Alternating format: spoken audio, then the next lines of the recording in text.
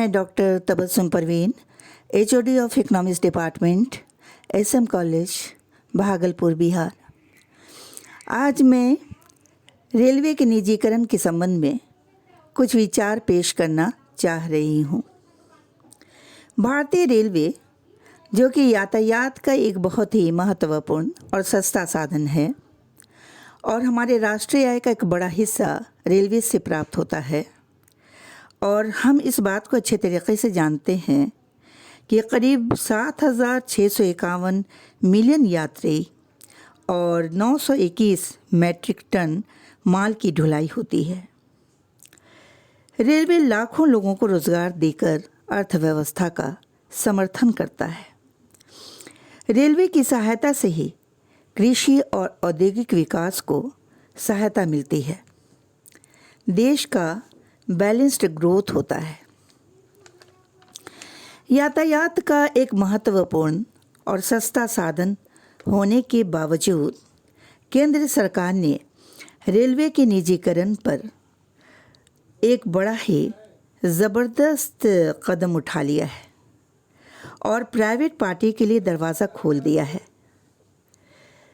Railway में जहां 12 लाख कर्मचारी काम करते हैं और राजस्व का करीब 65% हिस्सा कर्मचारियों पर खर्च होता है, और भारतीय रेलवे ने 109 रूट पर चलाने के लिए प्राइवेट कंपनी से रिक्वेस्ट फॉर क्वालिफिकेशन अथवा RFQ इनवाइट किया है। रेलवे बोर्ड के चेयरमैन का ये कहना है कि 2023 में निजी रेल सेवाएं शुरू हो जाएंगी। रेलवे में निजी क्षेत्र के 30,000 करोड़ रुपए निवेश होंगे। इस प्रोजेक्ट का उद्देश्य है कि रेलवे में नई तकनीक लाई जाए, मरम्मत का खर्च कम किया जाए, यात्रा कम से कम समय में हो, नौकरियों को बढ़ावा दिया जाए, जनता को सुरक्षा दिया जाए, यात्रियों को विश्व स्तरीय सुविधाएं प्रदान की जाएं। 109 रूटों पर 151 उन्नत गाड़ियां शुरू होंगी और प्रत्येक ट्रेन में कम से कम 16 कोच होंगे, और इन सारी गाड़ियों की मैक्सिमम स्पीड 160 किलोमीटर होगी, और इस प्रोजेक्ट की अवधि 35 ईयर्स होगी। भारतीय रेलवे ने देश के रेल नेटवर्क को 12 क्लस्टर में बांट दिया है। भारतीय रेलवे में करीब 1.41 लाख पोस्ट खाली है, पद खाली है। पैसेंजर ट्रेन के लिए पहली बार भारतीय रेलवे ने प्राइवेट इन्वेस्टमेंट का रास्ता साफ कर दिया है। ये सारी ट्रेन भारतीय रेलवे के ड्राइवर और गार्ड ऑपरेट करेंगे। निजी इकाई भारतीय रेलवे को निर्धारित ढुलाई शुल्क, वास्तविक खपत के अनुसार ऊर्जा शुल्क और राजस्व प्रक्रिया के माध्यम से निर्धारित सकल राजस्व में हिस्सेदारी का भुगतान करेगी। निजी संस्था के द्वारा ही गाड़ियों का संचालन, समय की पाबंदी, विश्वसनीयता, गाड़ियों के रखरखाव, ये सारे निजी संस्था के अनुरूप ही होंगे। रेलवे को आत्मनिर्भर बनाने के लिए रेलवे का निजीकरण किया जा रहा है। लेकिन यह भी कहा जाता है कि जहां रेलवे इतना इम्पोर्टेंट सोर्स है, माध्यम है और साधन है, वहां रेलवे के निजीकरण पर कुछ आपत्तियां उठाई जा रही हैं।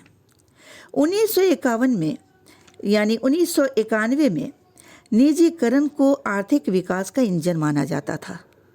यानी 1991 में प्राइवेटाइजेशन को बहुत ज़्यादा इम्पोर्टेंस मिला था, और ये भी कहा गया कि जब 2018 में नीरव मोदी फ्रॉड केस जो बैंक में हुआ, पब्लिक सेक्टर बैंक में हुआ, तो पब्लिक सेक्टर बैंक के निजीकरण की बात कही जाने लगी। लेकिन उस समय स्वर्गीय अरुण जेटली जी ने यह कह दिया था कि पब्लिक सेक्टर बैंक और रेलवे का निजीकरण नहीं किया जाएगा। सरकार की कोई भी योजना इस तरह की नहीं है। लेकिन रेलवे कर्मचारियों ने रेलवे के निजीकरण का विरोध किया और कर्मचारियों के विरोध के बाद भी सरकार ने 2019 के बजट में सरकार ने रेलवे के निजीकरण पर ध्यान दिया और वित्त मंत्री जो हमारी निर्मला सीतारमण जी हैं, उनका ये कहना था कि रेलवे के तीव्र विकास के लिए तेजस एक्सप्रेस ट्रेन को प्राइवेट ट्रेन बनाने पर बल दिया और ये कहा कि ट्रिपल पीपी यानी पब्लिक प्राइवेट पार्टनरशिप मॉडल के आधार पर ही इसे चलाया जाएगा और आगे बढ़ाया जाएगा। 2018 से 2030 के बीच रेलवे को अपनी परियोजना को पूरा करने के लिए 50 लाख करोड़ रुपए की ज़रूरत होगी और 50 लाख करोड़ रुपया पूरा करने के लिए निजीकरण आवश्यक है।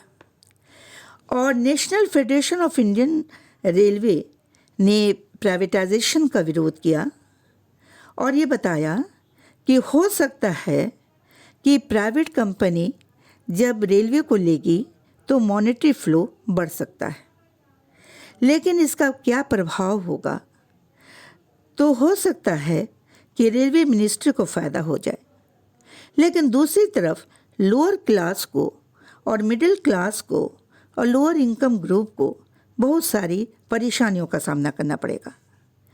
रेलवे कर्मचारियों को जो मिल रही फैसिलिटीज़ में भी कमी आएगी। रेलवे आधुनिक तो हो जाएंगे, लेकिन हमारी इकनॉमी अभी युवा बेकारी की स्थिति में है और मंदी का सामना कर रही है और हमारी अर्थव्यवस्था कोविड-19 का भार झेल रही है। सरकारी नौकरियां ख़त्म हो रही है और हो सकता है कि आगे भी नौकरियां कम हो जाएं।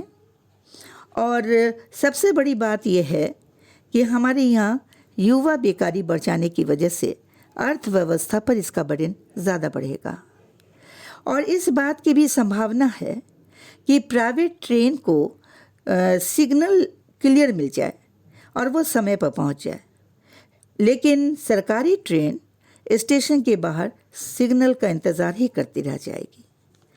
गरीब व्यक्तियों की गरीबी और भी ज़्यादा बढ़ती जा रही है।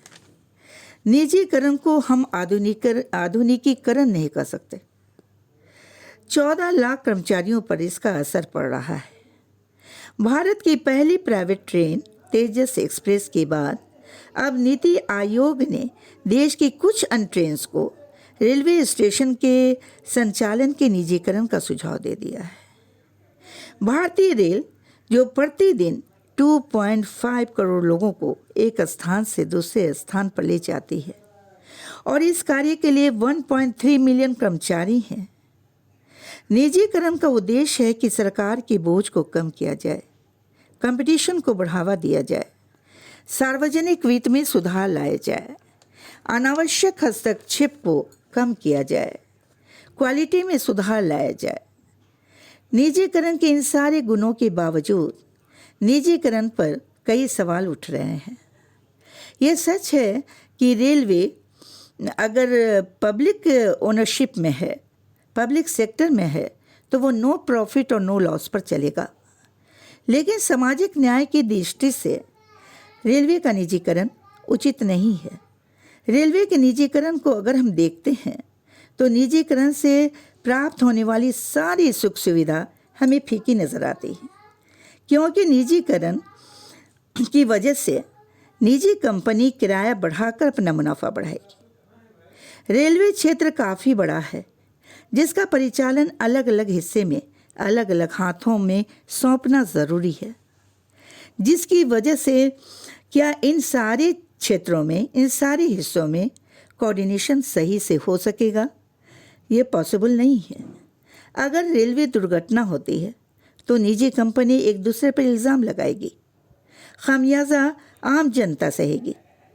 उन रेलवे मार्गों को निजी कंपनी सबसे पहले बंद करेगी जिससे उसका रेवेन्यू कम आता है, जिसका असर उस एरिया में रहने वाले लोगों पर पड़ेगा। मोबिलिटी ऑफ ह्यूमन रिसोर्सेज कम हो जाएगा, साधनों का यूटिलाइजेशन भी सही ढंग से नहीं होगा, इकोनॉमी का बैलेंस्ड ग्रोथ भी नहीं होगा। और एक सवाल ये पैदा होता है कि क्या अगर रेलवे का किराया बढ़ता है तो सड़क का किराया नहीं बढ़ेगा।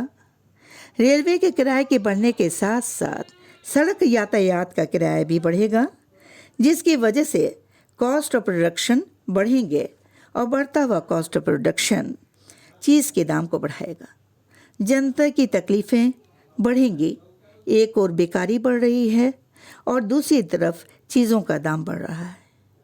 रेलवे मिनिस्टर पीयूष गोयल का कहना है कि रेलवे का निजीकरण नहीं किया जा रहा है, जिस पर एक के ज़बरदस्त क्वेश्चन मार्क लगाया जा सकता है।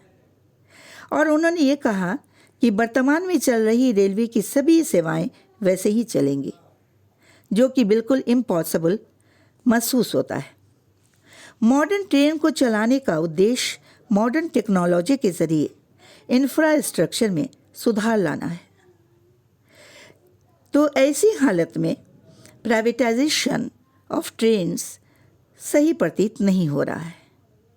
इसके संबंध में हम ये कह सकते हैं कि जब प्राइवेट कंपनी किराया तय करेगी और रेवेन्यू को जनरेट करने का फैसला खुद लेगी और इस मामले में वो पूरी तरह से फ्री होगी, स्वतंत्र होगी, तो जनता पर इसका क्या असर पड़ेगा।